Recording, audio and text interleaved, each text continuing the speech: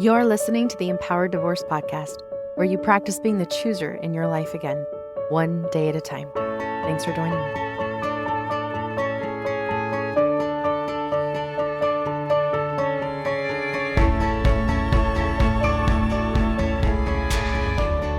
Hello, my amazing listeners. How are you? Really, how are you feeling? What are you feeling? Take a moment with me to stop. Stop the hustle.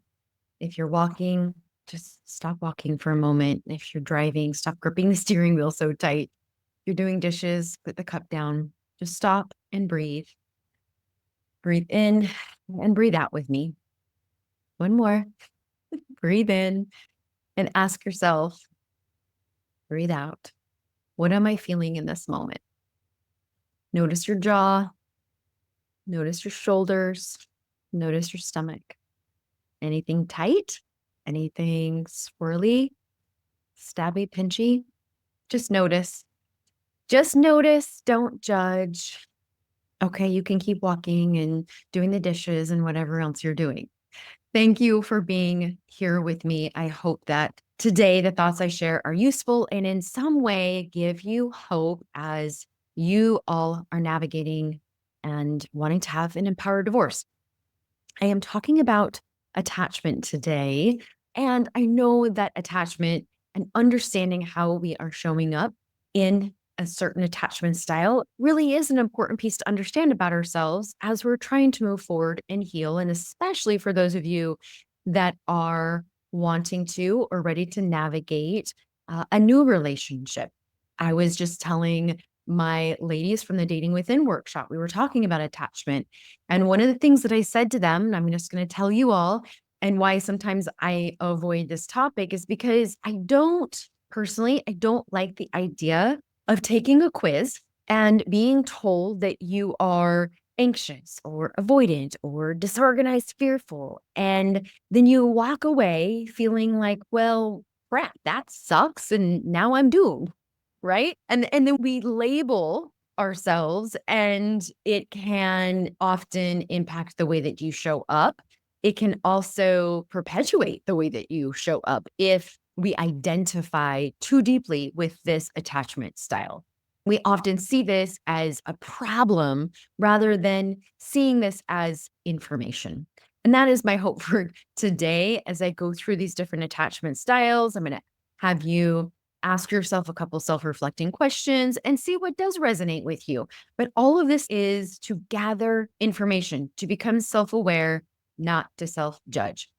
I also don't like that there is this message out there that if we are, let's say, anxious, then that's just who you are all the time. And that's not true either. We can show up in different attachments with different people in our life and in response to different situations and circumstances. So I'm going to give you a website that actually will give you a quiz.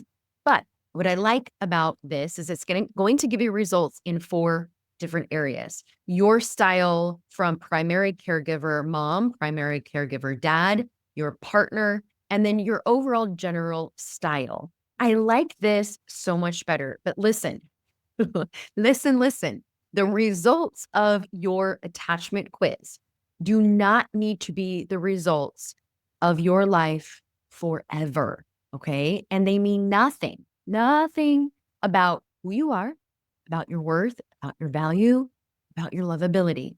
It's about how parts of you have learned to show up and stay alive, stay attached in the world based on your primary relationships as a little one, and your primary relationship with your partner has played a huge role in this as well. Okay, with all of that being said, the link to that quiz that I like right now, at least, until I find another one that I like better, the link will be in the show notes, but it's attachment..com. I am, however, in this episode today, going to go over the different styles and give you 10 questions in each one of these styles to ask yourself and get curious, self-reflect. This whole episode, my hope is, and my intention is for you to hear the different styles, try them on, see what resonates, see what information each of these give you, see what's relatable, see what isn't, take what works and leave what doesn't. Not self-diagnose, not go to this place of, oh crap, I'm doomed. And certainly not to a place of self-judgment. That's what why I've hesitated with these, because that is honestly what I see happen the most often with these types of quizzes. When we start learning about attachment style, when I start talking about attachment style with clients, is that I then see them use this against themselves, right? They use the information they're gathering from this style against themselves. And that is not helpful. You've heard me say this before. You are never going to hate yourself into change. If you hate yourself in this style, it will not help you change. This is to give you an opportunity to self-reflect. Deal? Can we make that deal before we listen to the rest of the episode? And yes, yes, yes. When we can practice being secure, practicing those secure attachment behaviors and characteristics, then we will have healthier relationship with ourselves and with others. And that is what we're looking for, right? Like I was telling my ladies in the dating within, what we're trying to do is be aware of these different parts of how we show up, welcoming that in, meaning, hi, anxious or hi, avoidant. I see how you are showing up in this space. And when we're more self-accepting in this way, then we can shift, then we can practice of what maybe secure might look like in this situation or in this circumstance. When you've experienced betrayal, trauma, abuse, and divorce, you now have triggers that are going to activate you and will activate an attachment response sometimes. This doesn't mean that you aren't healed or that all is lost and the hope of healthy is lost. It means that you get to practice secure. When we can see that we may be showing up, let's say, anxious, that's my go-to part.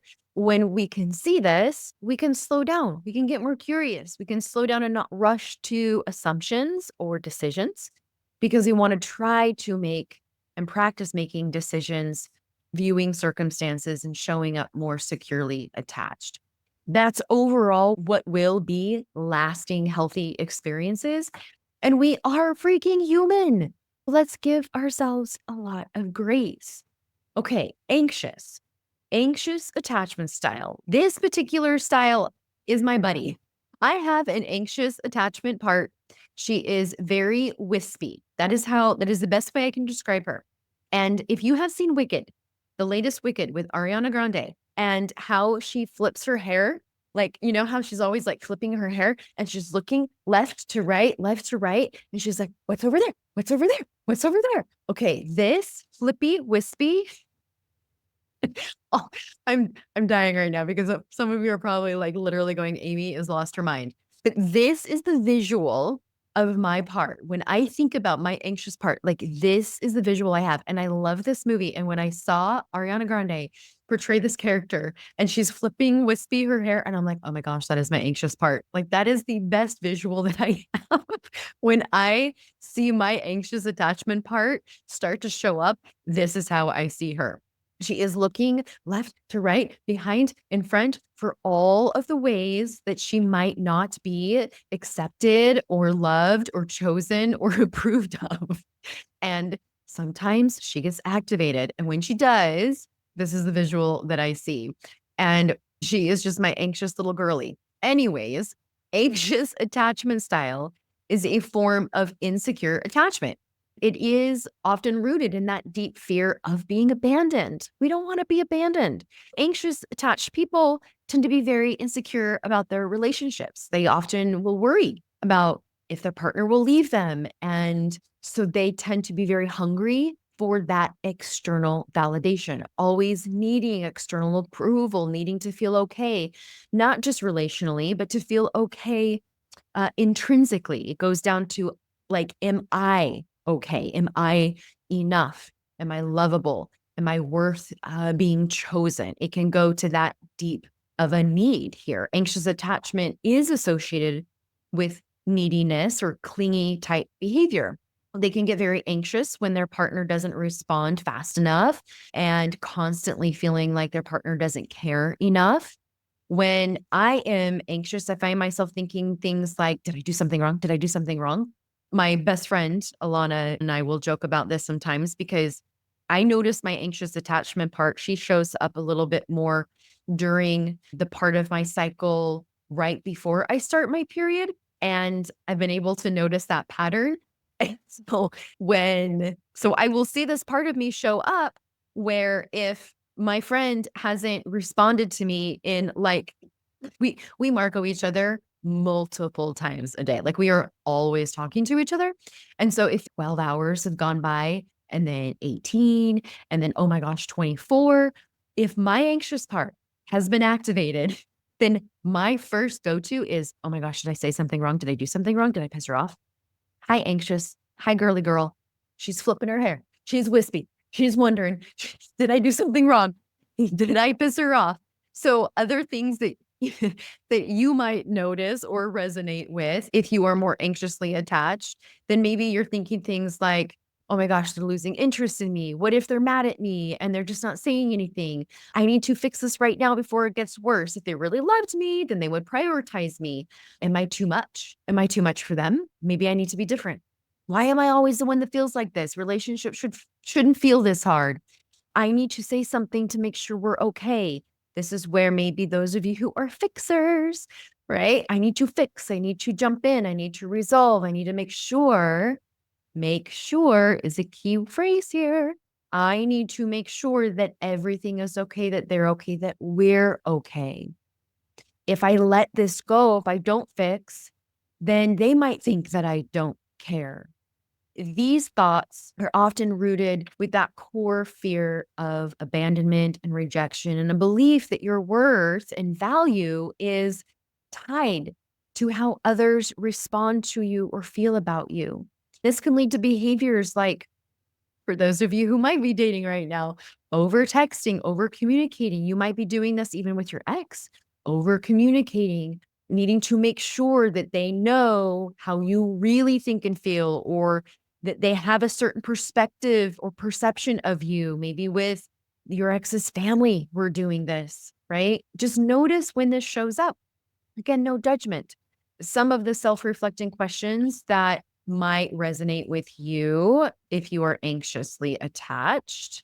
Here's some questions to ask yourself. Now, I know y'all divorced, you don't have a partner right now. So notice if this resonates, maybe how you showed up in the relationship. You might be still showing up this way with your ex. Maybe this resonates with you in terms of how you're showing up with someone really, really close to you. Maybe you're dating somebody, but see if this is relatable. I am always yearning for something or someone that I feel I cannot have, and rarely feeling satisfied. Sometimes I overfunction, overadapt, overaccommodate others, or overapologize for things that I didn't do in an attempt to stabilize connection or keep connection.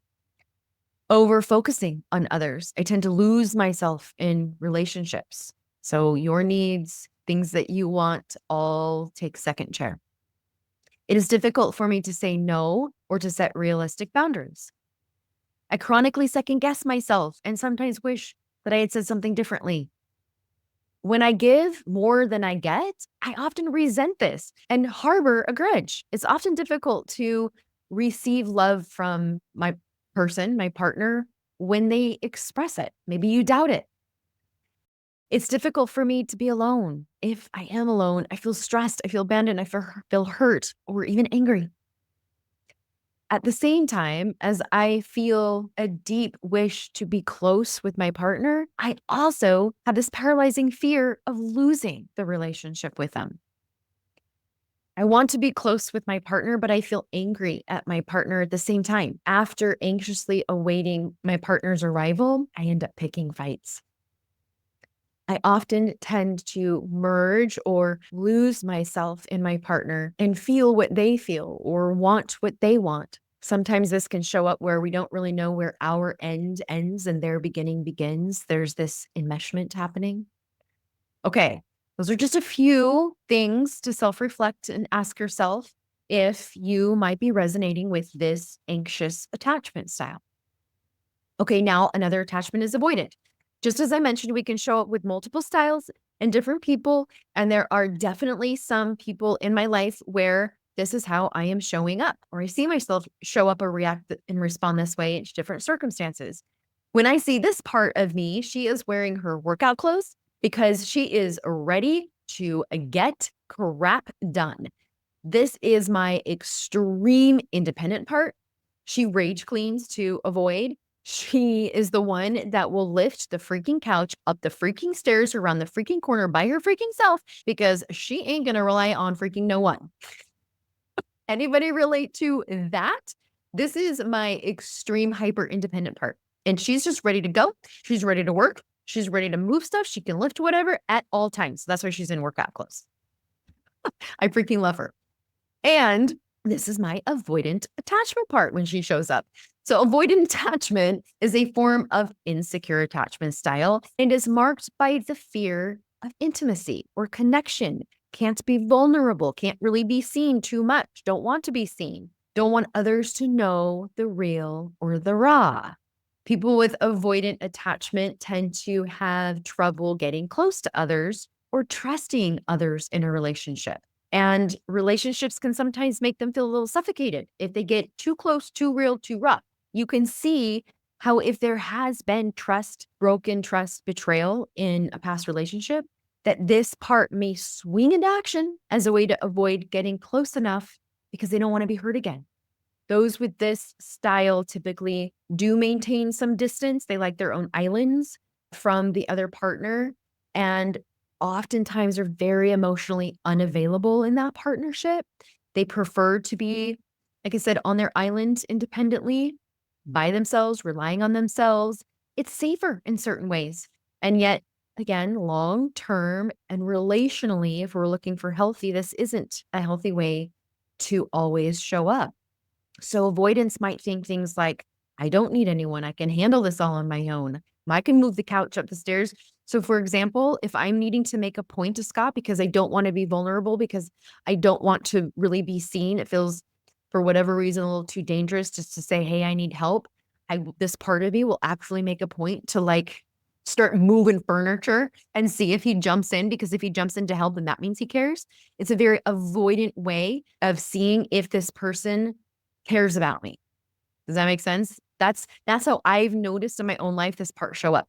You might also think if I let them in, then they'll just hurt me or let me down. Why can't they just give me some space? Getting too close is risky. What if they do see the real me and then they leave? They're too needy. They're too needy. Why can't they be more independent?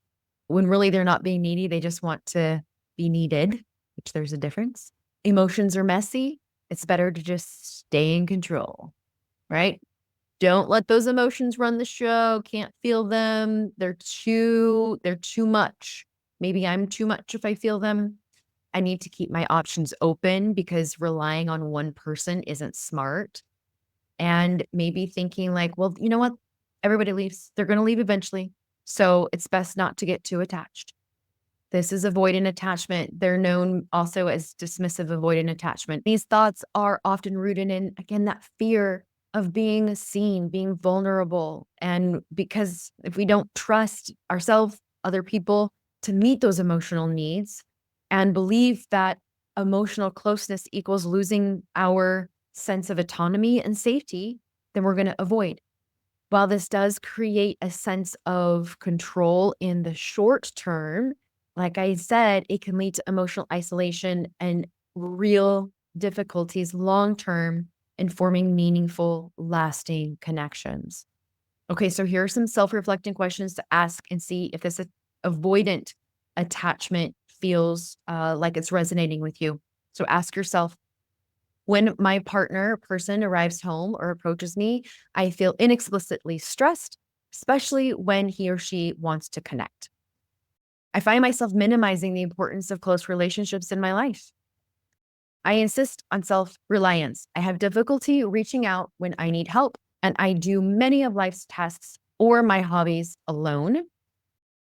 I sometimes feel superior in not meeting others and wish others were more self-sufficient. I remember going through a time, I'm just going to pause here for a minute because I want to validate this.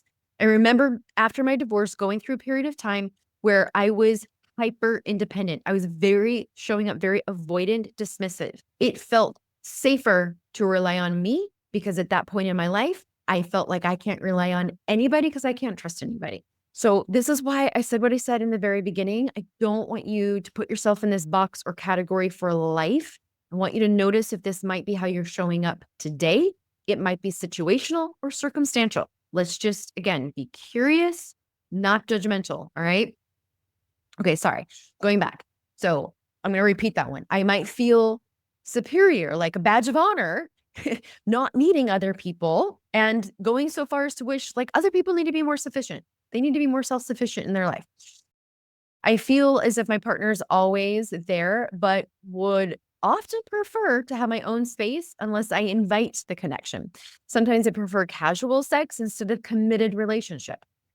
I usually prefer a relationship with things or animals instead of people.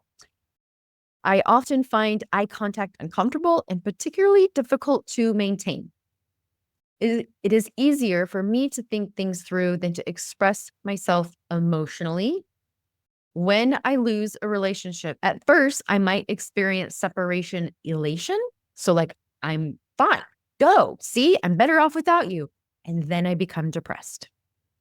Okay. That's a little bit of avoidant attachment. Just check in, see if any of those resonate. Do some more of the avoidant resonate more than the anxious or vice versa? Let's just stay curious here. Maybe take a moment to pause, take a breather, check in with yourself. Notice if any judgment or shame or blame or even avoiding is coming up as I was reading through those. Judgy parts can come in pretty quickly. So just take a moment and do a little check in. Okay. All right. The next one is fearful avoidant or disorganized attachment. Now, disorganized or fearful avoidant attachment style, this one is often a result if there has been early life, so childhood experiences with your primary caregiver or caregivers, can be one or two of them, where they showed up both as a source of safety and as a source of fear. And it was confusing. This created confusion as a little one because of the contradictory dynamic. So you may have never known what you're going to get at any given moment from that caregiver. Am I going to get the one that's safe or am I going to get the one that isn't safe?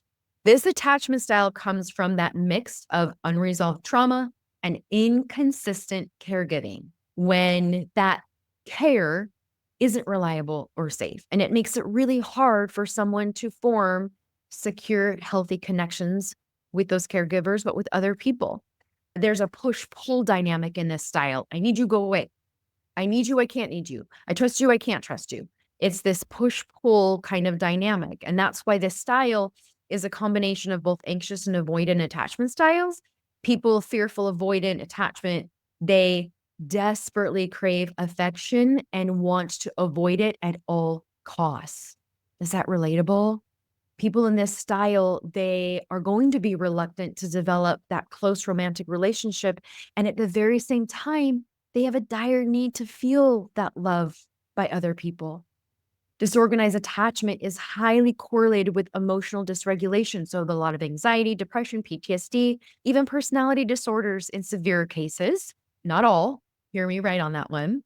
But there's this constant fear of abandonment and intimacy that can lead to a lot of chronic stress here. So, emotional overwhelm and shutdown, inconsistent boundaries, always testing the relationship. Maybe if you're dating somebody, or maybe you found this in your past relationships where you would test the person to see if they're really going to show up for you. Do they really love me? And you might find yourself going to great lengths to test them in certain ways. Hypervigilance towards any sign of rejection, intense jealousy, self-sabotaging behaviors, perhaps things like, if I get too close, then I'm going to get hurt. If they see the real me, then I'm out of here. I want to trust them, but people always betray me. I can't trust my emotions or my instincts. I'm too much for anyone to handle. Because people in this attachment style often experience betrayal or trauma in relationships, then they tend to remain hypervigilant, constantly scanning for those signs of rejection, betrayal, or danger. This is going to lead to that lack of trust and heightened fear of being hurt. Notice if any of these self-reflecting questions that go along generally with this style resonate with you. When I reach a certain level of intimacy with my partner, my person, I sometimes experience inexplicable fear. So again, notice that I'm getting too close and it's scary, really, really scary. When presented with problems, I often feel stumped and feel like they're just irresolvable. So if a problem in the relationship happens, it's this feeling like it's never going to be resolved. You can't fix it. And there's maybe a freeze response even. My partner often comments or complains that I am controlling. I often expect the worst to happen in my relationship. Protection often feels out of reach. I have exaggerated startle response when others approach me unexpectedly. This is that PTSD that I was talking about, right? If we've had child trauma, if we've had PTSD in other primary relationships, past relationship with partner abuser, the startling, right, is going to be part of that PTSD symptom. My partner often comments or complains that I'm too controlling. I often expect the worst to happen in my relationship. Protection often feels out of reach, and I struggle to feel safe with my partner. I have a hard time remembering and discussing the feelings related to my past attachment situations. I disconnect, dissociate, and then get confused. My instinctive, active, self-protective responses are often unavailable when possible danger is present, leaving me feeling immobilized, disconnected, or just gone.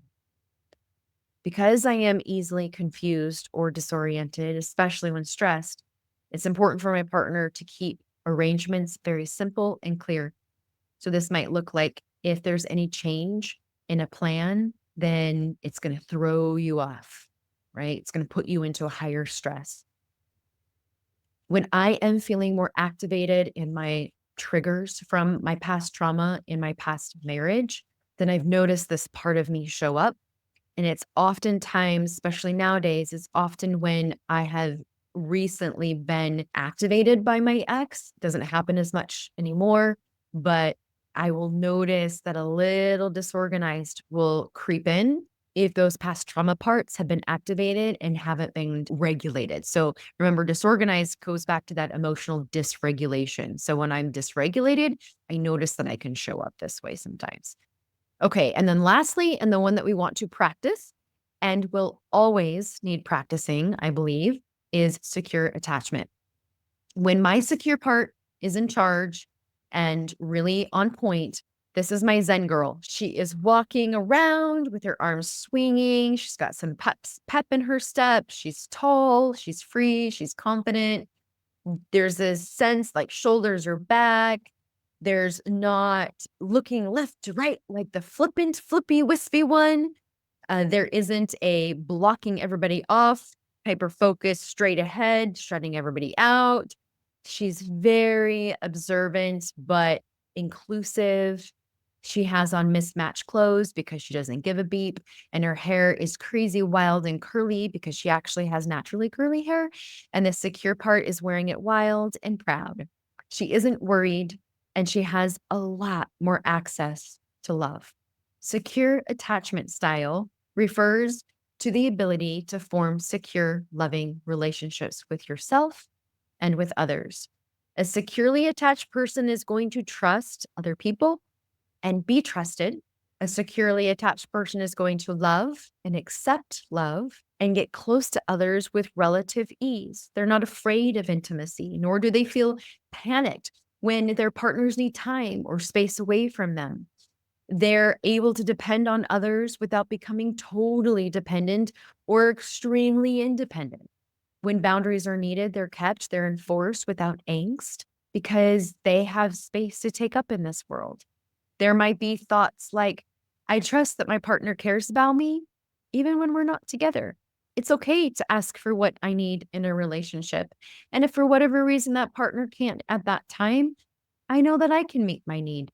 If something does feel off, I can communicate and work through it with my partner. Taking space doesn't mean the relationship is in danger. It's healthy. I can rely on others when I need to. I also know that I can rely on me too. I'm allowed to set boundaries, and it doesn't make me a bad person. Conflict doesn't mean the relationship is falling apart. We can work through it. There's that psychological intimacy. I can love deeply without losing myself. I'm worthy of love, and so are the people in my life. If this relationship ends, I understand I have limited control over that. And I know that I will be okay. These thoughts reflect a balance of self-worth, self-trust in relationships, comfort with both closeness and independence, because this is where we're having healthy interdependent relationships, where I've described you have your control bubble and they have theirs. And then we have a couple bubble around us, and we're each taking up space interdependently in that coupleship. Securely attached individuals feel safe expressing their needs, their emotions, while respecting the needs and the emotions of the other people, of the other person in that relationship. Boundaries come naturally and they're upheld with confidence rather than fear or guilt. So here are some self-reflecting questions that go along with secure attachment. I feel relaxed with my partner most of the time. I find it easy to flow between being close and connected with my partner and being on my own. If my partner and I hit a glitch, it is relatively easy for me to apologize, brainstorm on win-win solutions, and repair the misattunement or disharmony. People are essentially good at heart. It is a priority to keep agreements with my partner. I attempt to discover and meet the needs of my partner whenever possible, and I feel comfortable expressing my needs. I actively protect my partner from others and from harm and attempt to maintain safety in our relationship. I look at my partner with kindness and caring and look forward to our time together. I'm comfortable being affectionate with my partner. I can keep secrets, protect my partner's privacy, and respect boundaries. Those are some things that indicate a secure attachment. Okay, now, how many of you can relate to some of these styles? Maybe a little bit in all of them, right? Notice which one maybe stands out a little bit more. See what I mean? How you might resonate with all of them, or you might go, oh, I show up that way with this person, or oh, I totally showed up this way in that situation, maybe at work. Don't box yourself up into one all the time. Just notice which one you may be showing up in around a particular situation or a particular person. Take the quiz, attachment..com. Again, the link is in the show notes. Do not judge your results and believe that you're doomed, whatever the results are. Let's talk more about secure next week and ways that we can cultivate it and practice it in our life outside of a relationship. I know a lot of today was maybe thinking about past relationship, or if you're in a current relationship. One of the things that I want to talk about next week is where secure comes from, how to cultivate it, what it maybe should have looked like as a little one, and how to start practicing secure within yourself first. This week, my invitation to you, though, is to notice when you show up in these different attachment styles, maybe which one is yours. Notice when that part shows up. Let that part come around. Let it give you information. I know you all want to create healthier relationships with others and maybe another partner one day, but let's create a healthier relationship with yourself first. And some of you, many of you, don't believe right now that that's possible to have a healthy relationship again.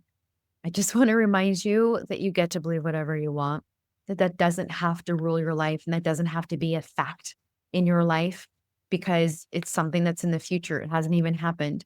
Having an empowered divorce is being the chooser of your today and your tomorrow, because you absolutely can. Take care, everybody. If you'd like more support on believing something new, then consider joining my Believing in You coaching membership. We are going to start talking about attachment styles and diving deeper into what secure looks like, and then coaching around all the sticky parts there. It is a great way to work with me and get that support every week, along with support from others, tons of worksheets to use to help support you in your healing, access to me in between sessions with Marco Polo when you do get stuck. It is such an incredible high value way to get work with me, and get that weekly support as a member for such a good price. Check it out. Head over to amiewoolsey.com and click Believing in You. Let me support you into believing what you want about all of it. See you soon. I was born to fly and spread the